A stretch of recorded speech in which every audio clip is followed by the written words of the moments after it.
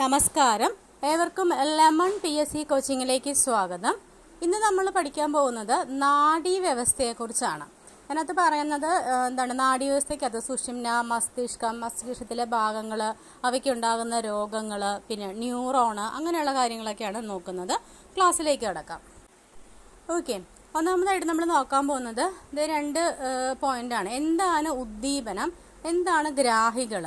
ഉദ്ദീപനം, നമ്മളിപ്പോൾ ഒരു മെഴുകുതിരി കത്തിച്ച് വെച്ചിരിക്കുന്ന ഒരു മെഴുകുതിരിനെ കൈയുടെ അടുത്തേക്ക് നമ്മൾ കൈ പെട്ടെന്ന് വലിക്കും അല്ലേ. അതുപോലെ ഇപ്പം ഇങ്ങനെ ഇഴഞ്ഞു പോയിക്കൊണ്ടിരിക്കുന്ന ഒച്ചിനെ തൊട്ടാൽ എന്ത് ചെയ്യും? ഒച്ചിൻ്റെ ശരീരം ഉള്ളിലേക്ക് വലിയുന്നത് കാണാം.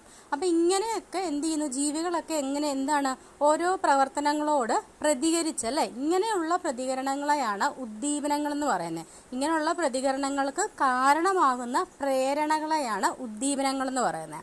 ഇപ്പം കൈ വലിക്കുക, അതുപോലെ ഇതിനെ തൊടുമ്പോൾ സ്പർശിക്കുകയാണ്, സ്പർശനം, അങ്ങനെയൊക്കെയുള്ള പ്രതികരണങ്ങൾക്ക് കാരണമാകുന്ന പ്രേരണകളെയാണ് ഉദ്ദീപനങ്ങൾ എന്ന് പറയുന്നത്. ഇതൊക്കെ നമ്മുടെ ചുറ്റുപാട് നടക്കുന്ന ഉദ്ദീപനങ്ങളാണ്. ഇതുപോലെ തന്നെ നമ്മുടെ ശരീരത്തിൻ്റെ ഉള്ളിലും ഉദ്ദീപനങ്ങളുണ്ട്. എക്സാമ്പിൾ പറയുകയാണെങ്കിൽ വിശപ്പ്, ദാഹം, അതൊക്കെ നമ്മുടെ ശരീരത്തിൻ്റെ ഉള്ളിലുണ്ടാകുന്ന ഉദ്ദീപനങ്ങളാണ്. അപ്പോൾ ഇങ്ങനെ ഈ ഉദ്ദീപനങ്ങളെ സ്വീകരിക്കാനായിട്ട് നമ്മുടെ ശരീരഭാഗത്തും അതുപോലെ തന്നെ ജ്ഞാനേന്ദ്രിയങ്ങളിലൊക്കെ സവിശേഷമായ കോശങ്ങളുണ്ട്. ആ കോശങ്ങൾക്ക് പറയുന്ന പേരാണ് ഗ്രാഹികൾ.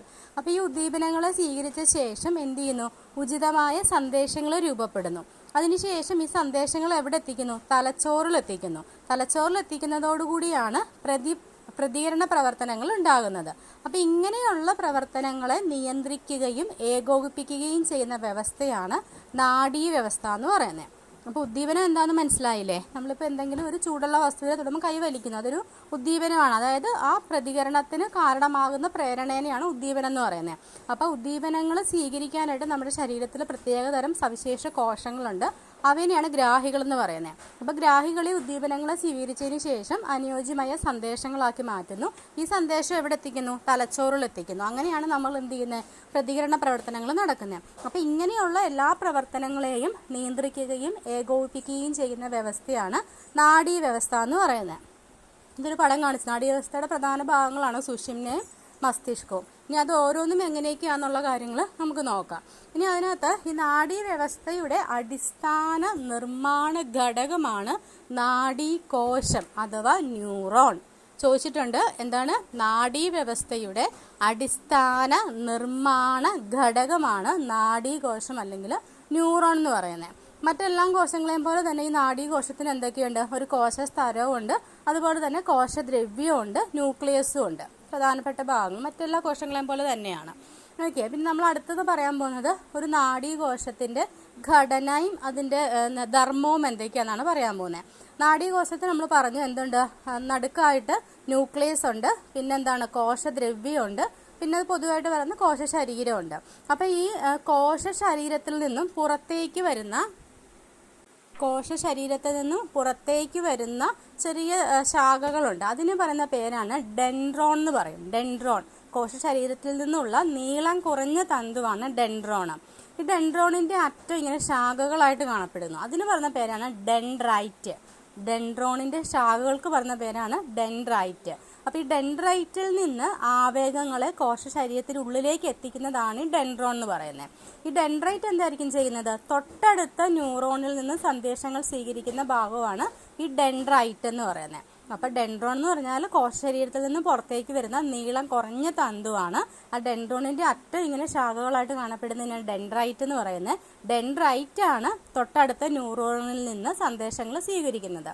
ഇനി അടുത്തത് ഡെൻഡ്രോൺ ഈ കോശശരീരത്തിൽ നിന്നും പുറത്തേക്ക് നീളം കൂടിയ ഒരു തന്തുവുണ്ട്. ആ നീളം കൂടിയ തന്തുവിന് പറഞ്ഞ പേരാണ് ആക്സോൺ.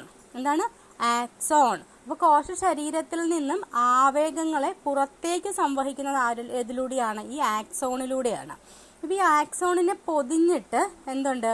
ഒരു വലയം കാണപ്പെടുന്നുണ്ട്, ഇങ്ങനെ പൊതിഞ്ഞൊരു സംഭവമുണ്ട്. അതിന് പറഞ്ഞ പേരാണ് ഷ്വാൻ കോശങ്ങൾ.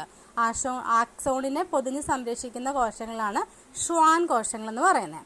പിന്നെ ഈ ആക്സോണിൻ്റെ അറ്റം അഗ്രഭാഗം നമ്മൾ ഡെൻഡ്രോണിൻ്റെ പറഞ്ഞ പോലെ തന്നെ ഇങ്ങനെ ശാഖകളായിട്ട് കാണപ്പെടുന്നു. അതിന് പറയുന്ന പേരാണ് ആക്സോണൈറ്റ്. എന്താണ്? ആക്സോണൈറ്റ്. ഈ ആക്സോണായിട്ട് എന്ത് ചെയ്യുന്നു വെച്ചാൽ ആവേഗങ്ങളെ സിനാപ്റ്റിക് നോബിലേക്ക് എത്തുന്നു. സിനാപ്റ്റിക് നോബ് എന്ന് വെച്ചാൽ ഈ ആക്സോണൈറ്റിൻ്റെ അഗ്രഭാഗത്ത് ചെറിയത് കൊണ്ട് ഇങ്ങനെ ചെറിയ ഇങ്ങനെ ഡോട്ട് പോലെ കാണിക്കുക. അതിന് പറയുന്ന പേരാണ് സിനാപ്റ്റിക് നോബ്. അതായത് ആക്സോണൈറ്റിൻ്റെ അഗ്രഭാഗത്തിന് പറയുന്ന പേരാണ് സിനാപ്റ്റിക് നോബ്. അപ്പം നമ്മൾ പറഞ്ഞു ഈ കോശ ശരീരത്തിൽ നിന്നുള്ള ആവേഗങ്ങൾ ആക്സോൺ വഴി ഈ ആക്സോണൈറ്റിൻ്റെ അറ്റത്തുള്ള സിനാപ്റ്റിക് നോബിലെത്തുന്നു. ഓക്കെ, അപ്പോൾ സിനാപ്റ്റിക് നോബിലേക്ക് ആവേഗങ്ങളെ എത്തിക്കുന്നത് ആരാണ്? ആക്സോൺ ആണ്. ആക്സോൺ ഇങ്ങനെ വന്ന് ആക്സോണൈറ്റിലൂടെയാണ് അവിടെ എത്തുന്നത്. ഇനി സിനാപ്റ്റിക് നോബ് എന്താണെന്ന് നമുക്ക് പഠിക്കാം. എന്താണെന്നുള്ള കാര്യം ഞാൻ പറയാം. അപ്പോൾ ഇത്രയാണ് പ്രധാനമായിട്ട് ഒരു നാഡീകോശത്തിൻ്റെ ഘടന. കോശ ശരീരമുണ്ട്, ന്യൂക്ലിയസ് ഉണ്ട്. കോശ ശരീരത്തിൽ നിന്നും പുറത്തേക്ക് വരുന്ന നീളം കുറഞ്ഞ തന്തു ഡെൻഡ്രോണും നീളം കൂടിയ തന്തു ആക്സോണുമാണ്.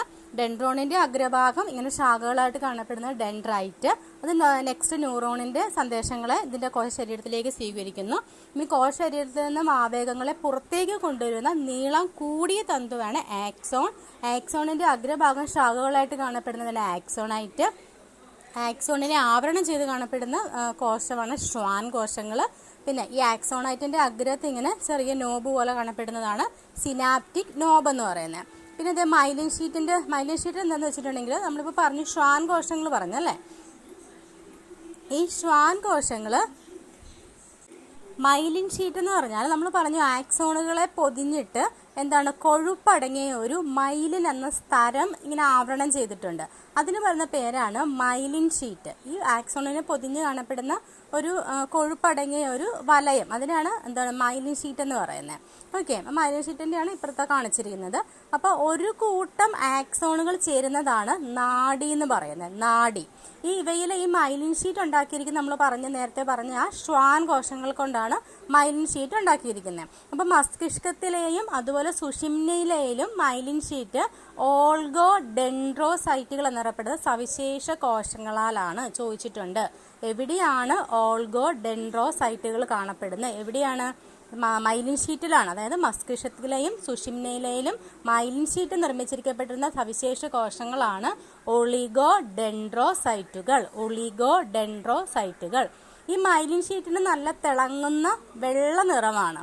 മസ്തിഷ്കത്തിലെയും അതുപോലെ തന്നെ സുഷിമ്നയിലെയും മൈലിൻ ഷീറ്റുള്ള കോശങ്ങൾ കൂടുതലായിട്ട് കാണപ്പെടുന്ന ഭാഗമാണ് വൈറ്റ് മാറ്റർ. വെള്ള കളർ ആയതുകൊണ്ട് കൂടുതലായിട്ട് മൈലിൻ ഷീറ്റ് ഉള്ള ഭാഗം വൈറ്റ് മാറ്റർ എന്നും, എന്നാലും മൈലിൻ ഷീറ്റ് ഇല്ലാത്ത ഭാഗം ഗ്രേ മാറ്റർ എന്നും അറിയപ്പെടുന്നു. ഇത്രേ ഉള്ളൂ. മൈലിൻ ഷീറ്റിന് വെള്ള കളറാണെന്ന് അറിയാം അല്ലേ. അപ്പോൾ മൈലിൻ ഷീറ്റ് കൂടുതലായിട്ട് കാണപ്പെടുന്ന ഭാഗം വൈറ്റ് മാറ്റർ എന്നും മൈലിൻ ഷീറ്റ് ഇല്ലാത്ത ഭാഗം എന്തറിയപ്പെടുന്നു? ഗ്രേ മാറ്റർ എന്നുമാണ് അറിയപ്പെടുന്നത്.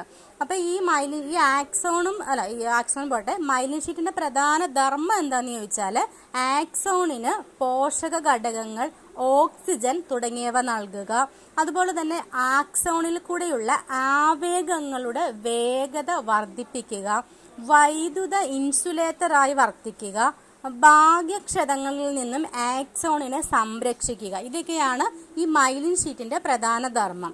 എന്താണ്? ആക്സോണിന് ആവശ്യമായ പോഷകഘടകങ്ങൾ ഓക്സിജൻ നൽകുക, ആവേഗങ്ങളുടെ വേഗത വർദ്ധിക്കുക, വൈദ്യുത ഇൻസുലേറ്ററായി പ്രവർത്തിക്കുക, ഭാഗ്യക്ഷതങ്ങളിൽ നിന്നും ആക്സോണിനെ സംരക്ഷിക്കുക. ഇതൊക്കെ ആരുടെ ധർമ്മമാണ്? ഈ ആക്സോണിനെ പൊതിഞ്ഞ് കാണപ്പെടുന്ന മൈലിൻ ഷീറ്റിൻ്റെ ധർമ്മങ്ങളാണ്. പിന്നെ ഇത് ഓർത്തിരിക്കണം കേട്ടോ. ഓൾഗോ ഡെൻഡ്രോസൈറ്റ് അത് എവിടെയാണ് കാണപ്പെടുന്നതെന്ന് ഇപ്പോൾ നമ്മൾ പറഞ്ഞല്ലേ. അത് ഷ്വാൻ കോശങ്ങളും ഓൾഗോ ഡെൻഡ്രോസൈറ്റുകളും എവിടെ കാണപ്പെടുന്ന നാഡീകോശങ്ങൾക്ക് സംരക്ഷണം നൽകുന്നതാണ്. ഒരേ സമയം പല ആക്സോണുകളെ പൊതിഞ്ഞൊരു ആക്സോണിൻ്റെ വിവിധ ഭാഗങ്ങളിൽ പലതവണ പൊതിഞ്ഞുമാണ് മൈലിൻ ഷീറ്റ് നിർമ്മിക്കുന്നത്. അതൊന്ന് ജസ്റ്റ് ഒന്ന് വായിച്ചു നോക്കിയാൽ മതി. ഇനി അടുത്ത് നമ്മൾ പറയാൻ പോകുന്നത് എങ്ങനെയാണ് സന്ദേശങ്ങൾ രൂപപ്പെടുന്നതും അത് പ്രേഷണം ചെയ്യപ്പെടുന്നതും എങ്ങനെയാണെന്നാണ് നമ്മൾ പറയാൻ പോകുന്നത്. ഇവിടെ കുറച്ച് പ്ലസും മൈനസ് ഒക്കെ ഇട്ട് കാണിച്ചിരിക്കുന്നുണ്ട്. എങ്ങനെയാണെന്ന് നോക്കിയാൽ നാഡീവ്യവസ്ഥ നിയന്ത്രണവും ഏകോപനവും സാധ്യമാകുന്നത് സന്ദേശങ്ങളിലൂടെയാണ്. ഈ സന്ദേശങ്ങൾ എങ്ങനെയാണ് രൂപപ്പെടുന്നതെന്നാണ് നമ്മൾ പറയാൻ പോകുന്നത്. നോക്കിക്കേ, നാഡീകോശത്തിൻ്റെ കോശസ്ഥലത്തിന് പുറത്ത് ഒരു പോസിറ്റീവ് ചാർജും അകത്ത് ഒരു നെഗറ്റീവ് ചാർജും ആയിരിക്കും ഉണ്ടാകുന്നത്. ചില അയോണുകളുടെ വിന്യാസത്തിലുള്ള വ്യത്യാസമാണ് ഇതിന് കാരണം. എന്താ പറഞ്ഞത്? നാഡീകോശത്തിൻ്റെ കോശസ്ഥലത്തിന് പുറത്ത് പോസിറ്റീവും അകത്ത് നെഗറ്റീവും. വേറൊന്നുമല്ല, അയോണുകളുടെ വിന്യാസത്തിലുള്ള വ്യത്യാസമാണിത് കാരണം. അപ്പോൾ ഉദ്ദീപിക്കപ്പെടുമ്പോൾ ആ ഭാഗത്തുള്ള ഈ അയോണുകളുടെ വിന്യാസത്തിൽ വ്യത്യാസം ഉണ്ടാകുന്നതിനാൽ കോശസ്ഥലത്തിനകത്ത് പോസിറ്റീവ് ചാർജും പുറത്ത് നെഗറ്റീവ് ചാർജുമായി മാറുന്നു, നേരെ തിരിഞ്ഞു വരുന്നു. അതിൻ്റെ ഫലമായിട്ടുണ്ടാകുന്ന ചാർജ് വ്യതിയാനം തൊട്ടടുത്ത ഭാഗത്തെ ഉത്തേജിപ്പിച്ച് സമാന രീതിയിലുള്ള ചാർജ് വ്യതിയാനം ഉണ്ടാകുന്നു. ഈ പ്രക്രിയ തുടരുന്നത് വഴിയായിട്ടാണ് വൈദ്യുത പ്രവാഹമായി സന്ദേശങ്ങൾ പ്രവഹിക്കുന്നത്. അങ്ങനെ നാഡീകോശത്തിലൂടെ പ്രേഷണം ചെയ്യപ്പെടുന്ന സന്ദേശങ്ങളാണ് നാഡീയ ആവേഗങ്ങൾ എന്ന് പറയുന്നത്. അപ്പോൾ ജസ്റ്റ് ഓർത്തിരുന്നാൽ മതി എങ്ങനെയാണെന്നുള്ളത്. അപ്പോൾ ഇത്തരം കാര്യം ഓർക്കുക. നാഡീകോശത്തിൻ്റെ കോശസ്തരത്തിന് പുറത്ത് സാധാരണ പോസിറ്റീവ് നെഗറ്റീവ് ആണ്. അപ്പോൾ ഈ ഉദ്ദീപനം ഉണ്ടാകുന്ന സമയത്ത് നേരെ തിരിഞ്ഞു വരുന്നു. അതായത് അകത്തായിരിക്കും പോസിറ്റീവ്, പുറത്ത് നെഗറ്റീവ് ആകുന്നു. അങ്ങനെ ഒരു വൈദ്യുത പ്രവാഹമായിട്ട് സന്ദേശങ്ങൾ പ്രവഹിക്കുന്നു. അങ്ങനെ നാഡീകോശത്തിലൂടെ പ്രേഷണം ചെയ്യപ്പെടുന്ന സന്ദേശങ്ങളാണ് എന്ത്? നാഡീയ ആവേഗങ്ങൾ എന്ന് പറയുന്നത്. ഓക്കെ, അപ്പോൾ സന്ദേശം എന്താണെന്ന് ഓർത്തിരിക്കുക. നാഡീ വ്യവസ്ഥയെ നിയന്ത്രണവും ഏകോപനവും സാധ്യമാകുന്നത് ഈ സന്ദേശങ്ങളിലൂടെയാണ്. അപ്പോൾ അത് ഓർത്തിരിക്കും. രണ്ടു കാര്യങ്ങൾ പറഞ്ഞു. ഒളിഗോഡെൻഡ്രോസൈറ്റുകൾ എന്താണെന്ന് പറഞ്ഞു, വൈറ്റ് മാറ്റർ, ഗ്രേ മാറ്റർ എന്താണെന്ന് പറഞ്ഞു, മൈലിൻ ഷീറ്റ് എന്താണെന്ന് പറഞ്ഞു. ഓക്കെ, അത്തരം കാര്യങ്ങൾ ഓർത്തിരിക്കണം. ചോദിച്ചിട്ടുള്ളതാണ്, ഇനിയും ചോദിക്കാൻ ചാൻസ് ഉള്ള കാര്യങ്ങളാണ്. ഇനി നമ്മൾ പറയാൻ മുമ്പേ പറഞ്ഞ സിനാപ്റ്റിക് നോബിലേക്ക് എത്തുമെന്ന് പറഞ്ഞില്ലേ ആവേഗങ്ങൾ, അതിനെപ്പറ്റി പറയാം. എന്താണ് സിനാപ്സ് അല്ലേ? സിനാപ്സ് എന്ന് പറഞ്ഞിട്ടുണ്ടെങ്കിൽ നമുക്കറിയാം, രണ്ട് നാഡീകോശങ്ങൾ തമ്മിലോ ഒരു നാഡീകോശവും പേശീകോശവും തമ്മിലോ നാഡീകോശവും ഗ്രന്ഥികോശവുമായോ ബന്ധിപ്പിക്കുന്ന ഭാഗമാണ് സിനാപ്സ് എന്നറിയപ്പെടുന്നത്. എന്തൊക്കെയാണ്? രണ്ട് നാഡീകോശങ്ങൾ തമ്മിലോ ഒരു നാഡീകോശവും പേശീകോശവും തമ്മിലോ നാഡീകോശവും ഗ്രന്ഥികോശവും തമ്മിലോ ബന്ധിപ്പിക്കുന്ന ഭാഗമാണ് സിനാപ്സ് എന്ന് പറയുന്നത്. അപ്പോൾ നമ്മൾ മുമ്പേ പറഞ്ഞു, ആക്സോണിൽ നിന്നും ആവേഗങ്ങൾ സിനാപ്റ്റിക് നോബിലെത്തുമ്പോൾ ചില രാസവസ്തുക്കളെ സിനാപ്റ്റിക് വിടവിലേക്ക് സ്രവിക്കുന്നു. ഈ രാസവസ്തുക്കളെയാണ് നാഡീയ പ്രേഷകങ്ങൾ എന്ന് പറയുന്നത്. നാഡീയ പ്രേക്ഷകങ്ങൾ. ഈ നാഡീയ പ്രേക്ഷകങ്ങൾ തൊട്ടടുത്ത ഡെൻഡ്രൈറ്റിനെയോ അല്ലെങ്കിൽ കോശത്തെയോ ഉത്തേജിപ്പിച്ച് പുതിയ വൈദ്യുത വേഗങ്ങൾ സൃഷ്ടിക്കുന്നു. അതിൻ്റെ എക്സാമ്പിളാണ്, ഈ നാഡീയ പ്രേക്ഷകത്തിൻ്റെ എക്സാമ്പിളാണ് അസറ്റൈൽ കൊളീൻ, ഡോപാമിൻ. അങ്ങനെയുള്ളതൊക്കെ എന്തിന് എക്സാമ്പിളാണ്? ഈ നാഡീയ പ്രേഷകങ്ങൾക്ക് എക്സാമ്പിളാണ്. ആവേഗങ്ങളുടെ വേഗത, ദിശ എന്നിവ ക്രമീകരിക്കുകയാണ് ഈ സിനാപ്സുകളുടെ ധർമ്മം. അപ്പോൾ അത് ഓർത്തിരിക്കുക. ആവേഗങ്ങളുടെ വേഗതയും ദിശയൊക്കെ ക്രമീകരിക്കുന്ന ആരാണ്?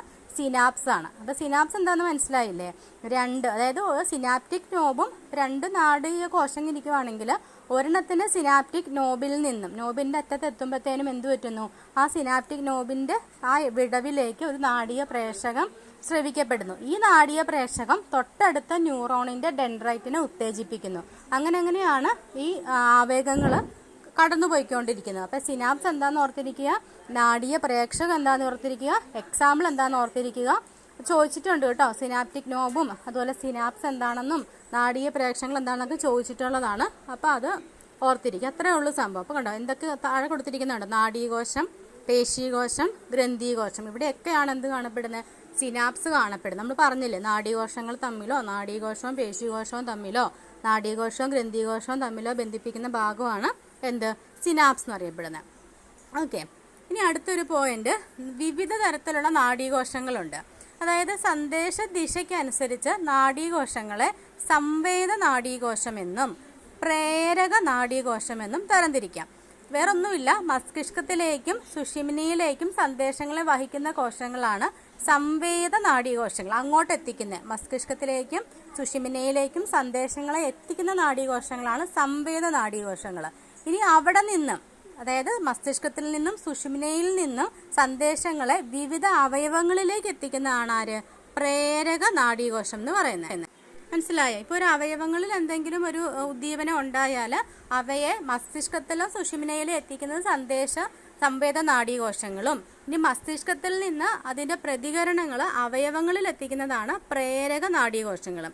ഇനി ചിലത് എന്ത് ചെയ്യുന്നു വെച്ചാൽ ഇവ രണ്ടുമായിട്ടും വർത്തിക്കുന്നു. അതിനെയാണ് സമ്മിശ്ര നാഡീകോശങ്ങൾ എന്ന് പറയുന്നത്. അതായത് സംവേദ നാഡീതന്തുക്കളും പ്രേരക നാഡീതന്തുക്കളും ചേർന്നുണ്ടാകുന്നതാണ് സമ്മിശ്ര നാഡി.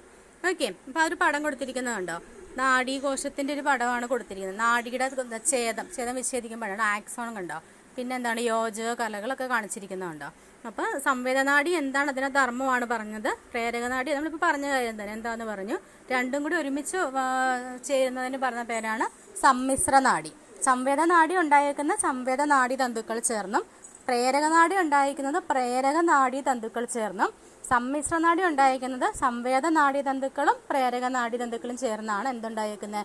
സമ്മിശ്ര നാഡി ഉണ്ടായിരിക്കുന്നത്. ഇനി നമ്മുടെ നാഡീവ്യവസ്ഥ, മനുഷ്യൻ്റെ നാഡീവ്യവസ്ഥയെ നമുക്ക് പ്രധാനമായിട്ടും 2 ഭാഗങ്ങളായിട്ട് തിരിക്കാം. എങ്ങനെയാണ്? കേന്ദ്ര നാഡീവ്യവസ്ഥയെന്നും പെരിഫറൽ നാഡീവ്യവസ്ഥയെന്നും. എന്തെന്നൊക്കെയാണ്?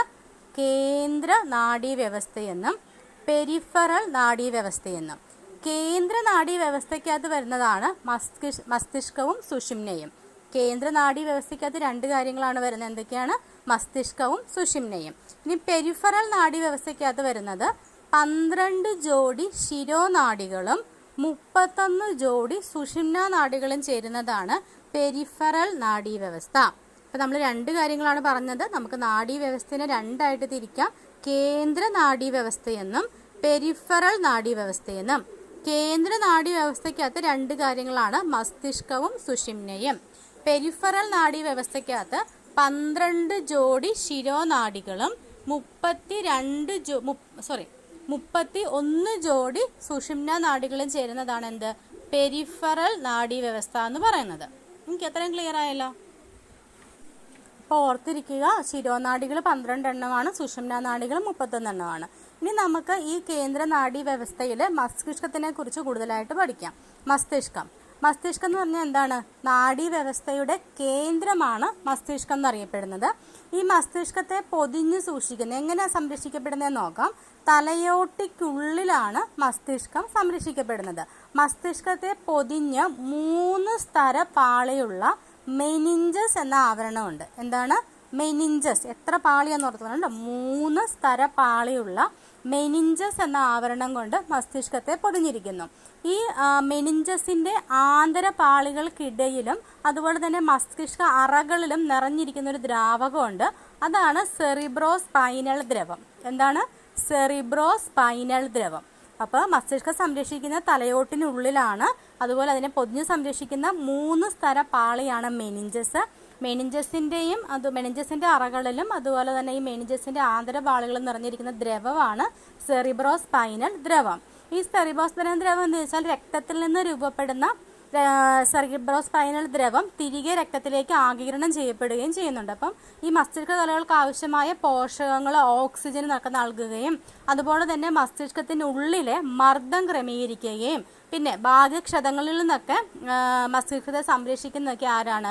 ഈ സെറിബ്രോസ്പൈനൽ ദ്രവമാണ്. അത്ര ഓർത്തിരിക്കുക. ഇനി നോക്കിയേ, നമ്മൾ മസ്തിഷ്കത്തിൻ്റെ ഓരോ ഭാഗങ്ങളാണ് പറയാൻ പോകുന്നത്.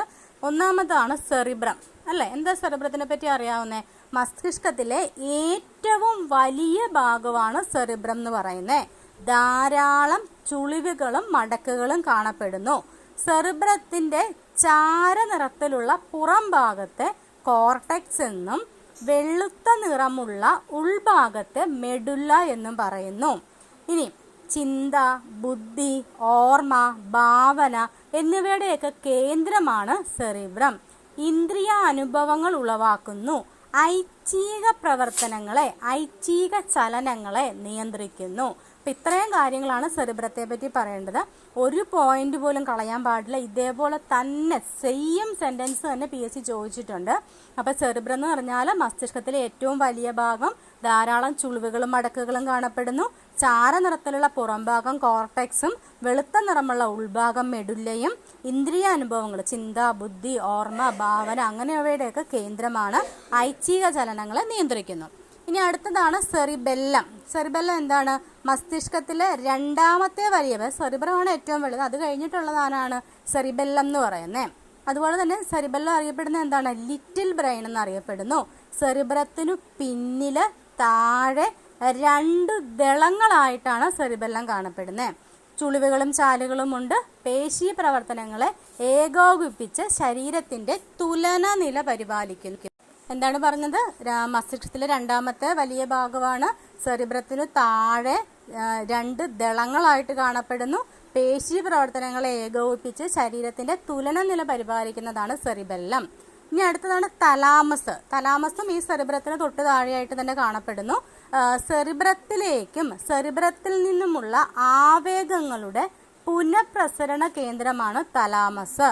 അതുപോലെ തന്നെ ശരീരത്തിൻ്റെ വിവിധ ഭാഗങ്ങളിൽ നിന്നുള്ള ആവേഗങ്ങളെ പരിശോധിച്ച് പ്രാധാന്യമുള്ളവയെ മാത്രം സെറിബ്രത്തിലേക്ക് അയക്കുന്നു. അതാരാണ്? അത് തലാമസ് ആണ്. റിലേ സ്റ്റേഷൻ എന്നറിയപ്പെടുന്നു തലാമസ്.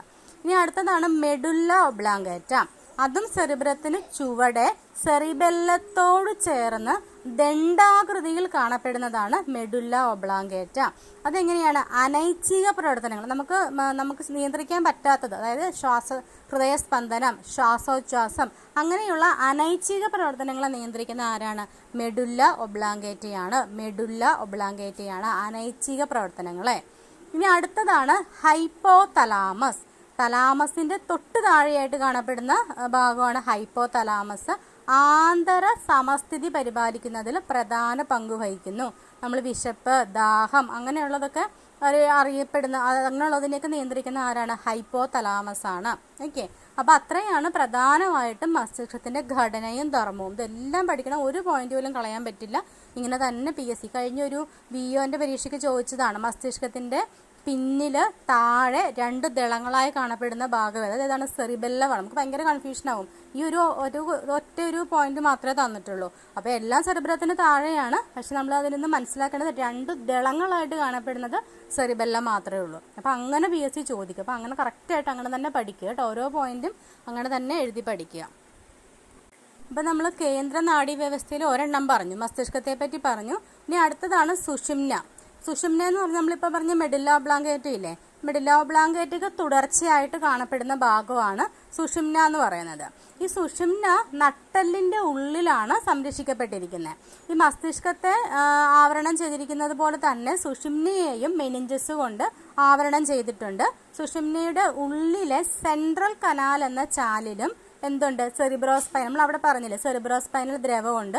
സുഷുമ്നയെ പക്ഷെ ഒരു വ്യത്യാസം, സുഷുമ്നയുടെ ബാഹ്യഭാഗത്താണ് വൈറ്റ് മാറ്റർ, ആന്തരഭാഗത്ത് ഗ്രേ മാറ്റർ. മസ്തിഷ്കത്തിൽ നേരെ തിരിച്ചായിരുന്നു. മസ്തിഷ്കത്തിന്റെ പുറത്താണ് ഗ്രേ മാറ്റർ, ഉള്ളിലാണ് വൈറ്റ് മാറ്റർ. പക്ഷെ സുഷുമ്നയിൽ അങ്ങനല്ല. സുഷുമ്നയുടെ പുറത്താണ് വൈറ്റ് മാറ്റർ, ഉള്ളിലാണ് ഗ്രേ മാറ്റർ കാണപ്പെടുന്നത്. ഒരു പടം കാണിച്ചിരിക്കുന്നത് കണ്ടോ? സുഷുമ്നയിൽ നിന്ന് 31 ജോഡി സുഷുമ്ന നാഡികൾ പുറപ്പെടുന്നു. ഓരോ സുഷുമ്ന നാഡിക്കും ഡോർസൽ യൂണിറ്റ്, വെൻട്രൽ യൂണിറ്റ് എന്നിവ ചേർന്നാണ് ഡോർസൽ യൂണിറ്റ് കണ്ടോ പടത്തിൽ കാണിച്ചിട്ടുണ്ട്.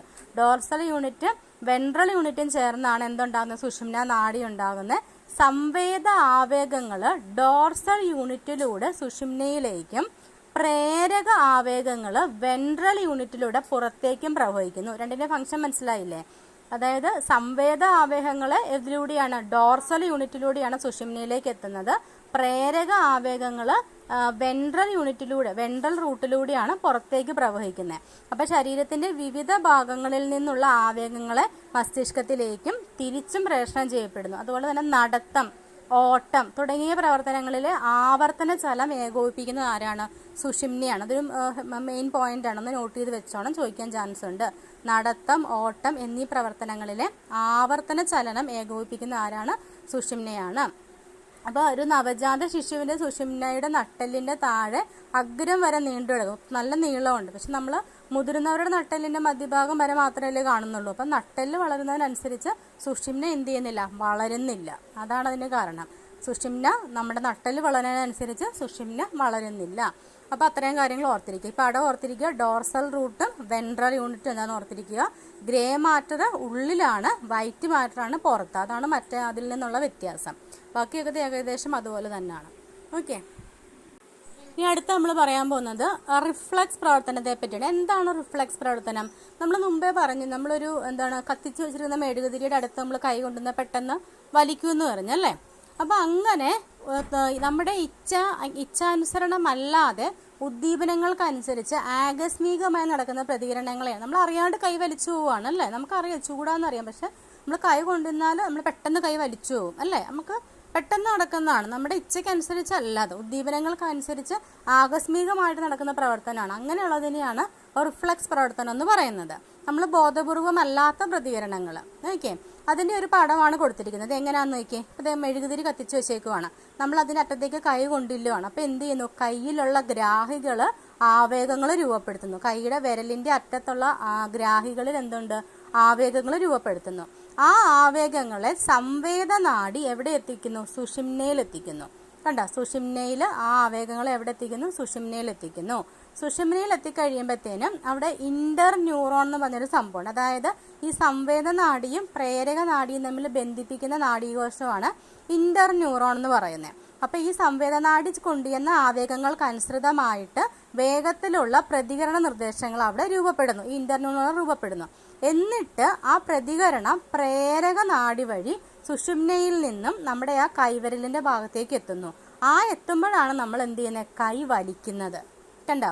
അപ്പോൾ ഇത് പെട്ടെന്ന് നടക്കുന്ന സംഭവമാണ്. ഒരു നിമിഷം, ഒരു സെക്കൻഡിനുള്ളിൽ തന്നെ നമ്മൾ കൈ വലിക്കും അല്ലേ? അപ്പോൾ ഇതാണ് അവിടെ സംഭവിക്കുന്നത്. അതായത് നമ്മൾ കൈ ആ മെഴുകുതിരിയുടെ അടുത്തേക്ക് കൊണ്ടുചെല്ലുമ്പോഴത്തേനും കൈയുടെ അറ്റത്തുള്ള, വിരലിൻ്റെ അറ്റത്തുള്ള ഗ്രാഹികളിൽ ആവേഗം രൂപപ്പെടുന്നു. ആവേഗം സംവേദ നാഡി വഴി എവിടെ എത്തുന്നു? നമ്മുടെ സംവേദ നാഡി വഴി സുഷുമ്നയിലെത്തുന്നു. അവിടെ ഇന്റർ ന്യൂറോൺ എന്നൊരു സംഭവമുണ്ട്. അതായത് സംവേദ നാഡിയെയും പ്രേരക നാഡിയെയും തമ്മിൽ ബന്ധിപ്പിക്കുന്ന നാഡീകോശമാണ്. അവിടെ ഈ ഒരു ഈ ഒരു ആവേഗത്തിന് അനുസൃതമായിട്ടുള്ള പ്രതികരണ നിർദ്ദേശം രൂപപ്പെടുന്നു. അത് പ്രേരക നാഡി വഴി സുഷുമ്നയിൽ നിന്നും വിരലിലെത്തുന്നു. അങ്ങനെയാണ് നമ്മൾ കൈ വലിക്കുന്നത്. അപ്പോൾ ഇങ്ങനെയുള്ള പ്രവർത്തനങ്ങളെയാണ് എന്ത് പറയുന്നത്? റിഫ്ലെക്സ് പ്രവർത്തനം എന്ന് പറയുന്നത്. ഓക്കെ. അപ്പോൾ നമുക്കറിയാം നമ്മുടെ മധ്യ മസ്തിഷ്കത്തിലെ ഗാമ അമിനോ ബ്യൂട്ടറിക് ആസിഡ് എന്ന നാഡീയ പ്രേഷകത്തിൻ്റെ പ്രവർത്തനത്തെ ത്വരിതപ്പെടുത്തുന്നു. അങ്ങനെ മസ്തിഷ്ക പ്രവർത്തനങ്ങൾ മന്ദീഭവിപ്പിക്കുന്ന ഈ നാഡീയ പ്രേഷകത്തിൻ്റെ ഉയർന്ന അളവ് റിഫ്ലക്സ് പ്രവർത്തനങ്ങൾ മന്ദീകരിക്കുന്നതിന് ഉചിതമായ തീരുമാനങ്ങൾ എടുക്കാൻ പറ്റാണ്ടാവുന്നു. മദ്യപിച്ച് കഴിഞ്ഞാൽ ബോധമില്ലാണ്ടാകും എന്ന് പറയുന്നില്ല. അപ്പോൾ അതെന്താണ് കാരണം? ഈ ഗാമ അമിനോ ബ്യൂട്ടറിക് ആസിഡ് നാഡീയ പ്രേഷകത്തിൻ്റെ പ്രവർത്തനത്തെ ത്വരിതപ്പെടുത്തുന്നത് കൊണ്ടാണ് അങ്ങനെ സംഭവിക്കുന്നത്. ഓക്കെ. അപ്പോൾ ജസ്റ്റ് പറഞ്ഞു എന്നേ ഉള്ളൂ. ചോദിച്ചിട്ടുള്ള ക്വസ്റ്റ്യനാണ് gamma amino butyric acid. Okay, മദ്യപാനവുമായിട്ട് ബന്ധപ്പെട്ട് ഒരെണ്ണമാണ്. അപ്പോൾ ഇതിനെയാണ് റിഫ്ലെക്സ് പ്രവർത്തനം എന്ന് പറയുന്നത്. ഇനി അതിനകത്തൊരു പോയിന്റാണ് റിഫ്ലെക്സ് ആർക്ക്. ഒന്നുമില്ല, ഈ റിഫ്ലെക്സ് പ്രവർത്തനങ്ങളിലെ ആവേഗങ്ങളുടെ സഞ്ചാരപാതയാണ് റിഫ്ലെക്സ് ആർക്ക് എന്ന് പറയുന്നത്. ആ റിഫ്ലെക്സ് പ്രവർത്തനങ്ങൾ പോകുന്നില്ല, ആ ഒരു പാതയ്ക്ക് പറയുന്ന പേരാണ് റിഫ്ലെക്സ് ആർക്ക്. ഈ പ്രധാനമായും സുഷുമ്നയാണ് ഈ റിഫ്ലെക്സ് പ്രവർത്തനത്തിന്റെ കേന്ദ്രമായിട്ട് വർദ്ധിക്കുന്നത്. അപ്പം അങ്ങനെയുള്ള റിഫ്ലെക്സുകളെ സ്പൈനർ റിഫ്ലെക്സ് എന്ന് പറയുന്നു. എന്താണ്? സുഷുമ്ന വഴിയാണ് റിഫ്ലെക്സ് പ്രവർത്തനങ്ങൾ അവിടെ സുഷുമ്നയാണ് റിഫ്ലെക്സ് പ്രവർത്തനത്തിന്റെ കേന്ദ്രമായിട്ടുള്ളെങ്കിൽ അതിനെ പറയുന്ന പേരാണ് സ്പൈനർ റിഫ്ലെക്സ്. എന്ന് കരുതി എല്ലാ റിഫ്ലെക്സ് പ്രവർത്തനങ്ങളും സുഷുമ്നയുടെ നിയന്ത്രണത്തിലല്ല. ഇപ്പം നമ്മുടെ കണ്ണിലേക്ക് ഇങ്ങനെ പെട്ടെന്ന് പ്രകാശം അടിക്കുക, അപ്പം നമ്മൾ എന്ത് ചെയ്യും? പെട്ടെന്ന് നമ്മൾ ചിമ്മും അല്ലേ? അപ്പം അങ്ങനെയുള്ള വസ്തുക്കൾ, അല്ലെങ്കിൽ നമ്മുടെ കണ്ണ് നേരെ എന്തെങ്കിലും വേറൊരു കൈ കൊണ്ട് നമ്മൾ കുത്താൻ വരും, അപ്പോഴൊക്കെ നമ്മൾ കണ്ണ് പെട്ടെന്ന് ഇങ്ങനെ അടയ്ക്കും. അപ്പോൾ അങ്ങനെയുള്ള അത് റിഫ്ലെക്സ് പ്രവർത്തനം തന്നെയാണ്. പക്ഷേ അത് സുഷുമ്നയല്ല, അത് സെറിബ്രമാണ് അതിനെ എന്ത് ചെയ്യുന്നത്? നിയന്ത്രിക്കുന്നത്. അപ്പോൾ അങ്ങനെയുള്ളതിനെ എന്ത് ചെയ്യുന്നു പറയുന്നു? സെറിബ്രൽ റിഫ്ലെക്സ് എന്ന് പറയുന്നു. അപ്പോൾ റിഫ്ലെക്സ് പ്രവർത്തനങ്ങൾ എല്ലാ സുഷുമ്നയല്ല, ചിലത് സുഷുമ്നയും ചിലത് മസ്തിഷ്കവുമാണ് കൺട്രോൾ ചെയ്യുന്നത്. അപ്പം ഇപ്പം നമ്മൾ പറഞ്ഞത് കണ്ണിലേക്ക് കൈകുത്താൻ വരുന്നതോ അല്ലെങ്കിൽ കണ്ണിൽ പ്രകാശം അടിക്കുമ്പോൾ കണ്ണ് ചിമ്മുന്നതൊക്കെ സെറിബ്രൽ റിഫ്ലെക്സ് ആണ്. സെറിബ്രൽ റിഫ്ലെക്സിന് എക്സാമ്പിളാണ്. നമ്മൾ നേരത്തെ പറഞ്ഞ ചൂടുള്ള വസ്തുവിനെ തൊടുമ്പോൾ കൈ വലിക്കുന്നത്, അതെന്താണ്? അത് സ്പൈനർ റിഫ്ലെക്സ് ആണ് കേട്ടോ. അതിനകത്ത് സുഷുമ്നയാണ് അതിനെ നിയന്ത്രിക്കുന്നത്. അപ്പോൾ അതിന് സ്പൈനർ റിഫ്ലെക്സ് എന്ന് പറയും. അപ്പം മനസ്സിലായില്ലേ? സെറിബ്രൽ റിഫ്ലെക്സ് ആർക്കും അതുപോലെ തന്നെ സ്പൈനർ റിഫ്ലെക്സും എന്താണെന്ന് പറഞ്ഞു. അപ്പം നമുക്ക് പറഞ്ഞു നാഡീവ്യവസ്ഥയ്ക്ക് 2 പാർട്ടുണ്ടെന്ന് പറഞ്ഞു. കേന്ദ്ര നാഡീവ്യവസ്ഥയിൽ 2 കാര്യങ്ങളും പറഞ്ഞു, സുഷുമ്നയും മസ്തിഷ്കവും പറഞ്ഞു. ഇനി അടുത്തതാണ് സ്വതന്ത്ര നാഡീവ്യവസ്ഥ, രണ്ടാമത്തെ ഭാഗം. രണ്ടാമത്തെ പറയുന്നത് പെരിഫറൽ നാഡീവ്യവസ്ഥ എന്ന് പറയുന്നത് അല്ലേ. ഈ പെരിഫറൽ നാഡീവ്യവസ്ഥയുടെ ഭാഗമായ സ്വതന്ത്ര നാഡീവ്യവസ്ഥയാണ് അതിനകത്ത് 2 കാര്യങ്ങൾ ചേർന്നതാണ് ഈ സ്വതന്ത്ര നാഡീവ്യവസ്ഥ എന്ന് പറയുന്നത്. സിന്തറ്റിക് വ്യവസ്ഥയും പാരാസിന്തറ്റിക് വ്യവസ്ഥയും. അതെന്തൊക്കെയാണെന്നാണ് കാണിക്കുന്നത്. സിന്തറ്റിക് വ്യവസ്ഥയുടെ നേരെ ഓപ്പോസിറ്റാണ് പാരാസിന്തറ്റിക് എന്ന് പറയുന്നത്. ഇത് നോക്കിയേ, നമ്മളിപ്പോൾ എന്തെങ്കിലും ഒരു കാര്യങ്ങളെ കാണുമ്പോഴത്തേനും കണ്ണിലെ പ്യൂപ്പിള് വികസിക്കുന്നു. നമ്മൾ എന്തെങ്കിലും കാണുമ്പോൾ പേടിക്കുവാന്ന് നോക്കുക. നമ്മൾ നടന്നു പോകുന്ന സമയത്ത് പെട്ടെന്ന് നമ്മൾ ഒരു പാമ്പിനെ കണ്ടു, നമ്മൾ പെട്ടെന്ന് പേടിക്കുവാണ് അല്ലേ. അപ്പോൾ എന്തൊക്കെ സംഭവിക്കുന്നത്? കണ്ണിലെ പ്യൂപ്പിള് വികസിക്കുന്നു, ഉമിനീർ ഉൽപാദനം കുറയുന്നു, ശ്വാസനാളങ്ങൾ വികസിക്കുന്നു, ഹൃദയമിടിപ്പ്, നമ്മൾ പേടിക്കും അല്ലേ, ഹൃദയമിടിപ്പ് കൂടുന്നു, ആമാശയ പ്രവർത്തനങ്ങൾ മന്ദീഭവിപ്പിക്കുന്നു, ഗ്ലൈക്കോജനെ ഗ്ലൂക്കോസ് ആക്കുന്നു, അതുപോലെ തന്നെ ആമാശയത്തിൻ്റെ പെരിസ്റ്റാൾസിസ് മന്ദീഭവിക്കുന്നു, മൂത്രാശയം പൂർവസ്ഥിതി പ്രാപിക്കുന്നു, ഹോർമോൺ ഉൽപാദനം കൂടുന്നു. അപ്പോൾ ഇതൊക്കെയാണ് സിന്തറ്റിക് വ്യവസ്ഥയിൽ നടക്കുന്നത്. പെട്ടെന്ന് നമ്മളൊരു എന്തെങ്കിലും കണ്ട് പേടിക്കുമ്പോൾ പെട്ടെന്ന് നമ്മുടെ ശരീരത്തിൽ എന്തൊക്കെ നടക്കുന്നു, അതാണ് ഈ സിന്തറ്റിക് വ്യവസ്ഥ എന്ന് പറയുന്നത്. അതിൻ്റെ നേരെ ഓപ്പോസിറ്റാണ് പാരാസിന്തറ്റിക് വ്യവസ്ഥ. എന്താണ്? കണ്ണിലെ പ്യൂപ്പിൾ ചുരുങ്ങുന്നു, ഉമ്മനീരുൽപാദനം കൂടുന്നു, ശ്വാസനാളം സങ്കോചിക്കുന്നു, ഹൃദയമിടിപ്പ് സാധാരണ അവസ്ഥയിലാകുന്നു, അതുപോലെ ആമാശയ പ്രവർത്തനങ്ങളൊക്കെ സാധാരണ നിലയിലാകുന്നു, ഗ്ലൂക്കോസിനെ ഗ്ലൈക്കോജനാക്കി മാറ്റുന്നു, കുടലിലെ പെരിസ്റ്റാൾസിസ് ഒക്കെ സാധാരണ നിലയിലാകുന്നു, ഹോർമോൺ ഉൽപാദനം കുറയുന്നു, മൂത്രാശയം ചുരുങ്ങുന്നു. അപ്പോൾ അതാണ് പറയുന്നത്. നാഡീവ്യവസ്ഥയിൽ രണ്ട് കാര്യങ്ങളാണ് എന്തൊക്കെ സിന്തറ്റിക് വ്യവസ്ഥയും പാരാസിന്തറ്റിക് വ്യവസ്ഥയും. അപ്പോൾ അത് രണ്ടും കൂടി ചേരുന്നതാണ് സ്വതന്ത്ര നാഡീവ്യവസ്ഥ എന്ന് പറയുന്നത്. ഓക്കെ, അപ്പോൾ പെട്ടെന്ന് എന്തെങ്കിലും ഭയമോ സങ്കടമോ ഒക്കെ ഉണ്ടാകുമ്പോൾ നമ്മുടെ ശരീരത്തിലുണ്ടാകുന്ന മാറ്റങ്ങളാണിത്. അപ്പോൾ അതെങ്ങനെയൊക്കെയാണെന്നാണ് പറഞ്ഞു വന്നത്. ഇനി അടുത്ത് നമ്മൾ പറയാൻ പോകുന്നത് നമ്മുടെ ഈ നാഡീവ്യവസ്ഥയെ ബാധിക്കുന്ന ചില രോഗങ്ങൾ, ചില തകരാറുകളുണ്ട്. അത് ഏതൊക്കെയാണെന്നാണ് നമ്മൾ പറയാം. ഇത് പഠിക്കണം കേട്ടോ. ഈ സ്വതന്ത്ര നാഡീവ്യവസ്ഥയും ഈ രണ്ട് ഘടകങ്ങൾ പഠിക്കണം. സിന്തറ്റിക്കും പാരാസിന്തറ്റിക്കും ചോദിക്കാൻ ചാൻസ് ഉണ്ട്. പേടി ഉണ്ടാകുമ്പോൾ നമ്മുടെ ശരീരത്തിൽ ഉണ്ടാകുന്ന മാറ്റങ്ങൾ രണ്ടും പഠിക്കണം. ഇനി തകരാറുകൾ എന്തൊക്കെയാണെന്ന് നമുക്ക് നോക്കാം. അതിലൊന്നാമത്തതാണ് അൾഷിമേഴ്സ് അല്ലേ. അൾഷിമേഴ്സിൻ്റെ കാരണങ്ങൾ മസ്തിഷ്കത്തിലെ നാഡീയ കലകളിൽ അലേയമായ ഒരുതരം പ്രോട്ടീൻ അടിഞ്ഞുകൂടുന്നു. അങ്ങനെ ന്യൂറോണുകൾ നശിക്കുന്നു. ന്യൂറോണുകൾ നശിക്കുന്നതിൻ്റെ ഫലമായിട്ടുണ്ടാകുന്നതാണ് എന്ത്? അൾഷിമേഴ്സ് എന്ന് പറയുന്നത്. അതിൻ്റെ ലക്ഷണങ്ങൾ ഓർക്കണം. കേവല ഓർമ്മകൾ പോലും ഇല്ലാതാവുക, കൂട്ടുകാരെയും ബന്ധുക്കളെയും തിരിച്ചറിയാൻ കഴിയാതെ വരിക, ദിനചര്യകൾ പോലും എന്ത് ചെയ്യാൻ പറ്റില്ല, തനിയെ ചെയ്യാൻ പറ്റാത്തൊരവസ്ഥ. അതിനെയാണ് അൾഷിമേഴ്സ് എന്ന് പറയുന്നത്. അൾഷിമേഴ്സ് കാരണവും പഠിക്കണം, ലക്ഷണവും പഠിക്കണം. ഇനി അടുത്ത രോഗമാണ് പാർക്കിൻസൺസ്. എന്താണ് പാർക്കിൻസൺസ്? നമ്മൾ നേരത്തെ പറഞ്ഞു മസ്തിഷ്കത്തിൽ ഒരു നാഡീയ പ്രേഷണത്തിൻ്റെ ഒരു എക്സാമ്പിൾ ഡോപ്പാമിൻ എന്ന് പറയുന്നത്. ആ ഡോപ്പാമിൻ്റെ ഉൽപാദനം കുറയുന്നു. അതുപോലെ തന്നെ മസ്തിഷ്കത്തിലെ പ്രത്യേക ഗാംഗ്ലിയോണുകളുടെ നാശം, പിന്നെ ഈ ഡോപ്പാമിൻ്റെ ഉൽപാദനം കുറയുന്നത്, അതൊക്കെ കാരണമാണ് പാർക്കിൻസൺസ് ഉണ്ടാകുന്നത്. അതിൻ്റെ ലക്ഷണം ഇതൊക്കെയാണ്: ശരീര തുലനനില നഷ്ടപ്പെടുക, പേശികളുടെ ക്രമരഹിതമായ ചലനം, ശരീരത്തിന് വിറയൽ, വായിൽ നിന്ന് ഉമ്മുനീർ ഒഴുകുക. ഇതൊക്കെയാണ് ഈ പാർക്കിൻസൺസിൻ്റെ ലക്ഷണങ്ങൾ. ഇനി അടുത്ത ഒരു രോഗമാണ് അപസ്മാരം. എന്താണ്? തലച്ചോറിലുണ്ടാകുന്ന തുടർച്ചയായ ക്രമരഹിതമായ വൈദ്യുത പ്രവാഹമാണ് അപസ്മാരം എന്ന് പറയുന്നത്. തലച്ചോറിലുണ്ടാകുന്ന ക്രമരഹിതമായ വൈദ്യുത പ്രവാഹം. അതിൻ്റെ ലക്ഷണങ്ങൾ ഇതാണ്: തുടരെയുള്ള പേശി സങ്കോചം മൂലമുള്ള സന്നി, വായിൽ നിന്ന് പല്ല് കടിച്ചു പിടിക്കുക, പിന്നെ തുടർന്ന് രോഗി എന്ത് ചെയ്യും? അബോധാവസ്ഥയിലാകുന്നു. അതൊക്കെ എന്തിൻ്റെ ലക്ഷണമാണ്? അപസ്മാരത്തിൻ്റെ ലക്ഷണമാണ്. അപ്പോൾ പ്രധാന 3 രോഗങ്ങളാണ് അൾഷിമേഴ്സ്, പാർക്കിൻസൺസ്, അപസ്മാരം. ഇത് 3ഉം നാഡീവ്യവസ്ഥയെ ബാധിക്കുന്ന രോഗങ്ങളാണ്. അപ്പോൾ ഇത്രയൊക്കെയാണ് നമ്മൾ ഈ ഒരു ഭാഗത്ത് പഠിച്ചത്. വളരെ പ്രധാനപ്പെട്ട ഒരു ചാപ്റ്ററാണ്. ഒത്തിരി ക്വസ്റ്റ്യൻസ് ഇതിന് ചോദിക്കുന്നതാണ്. അപ്പോൾ അതൊന്നും നന്നായിട്ട് പഠിക്കുക കേട്ടോ. ഇതിൽ നിന്ന് ഈ സെറിബ്രം ഒക്കെ ഒരു പോയിന്റ് പോലും കളയാണ്ട് പഠിക്കുക. Okay, thank you.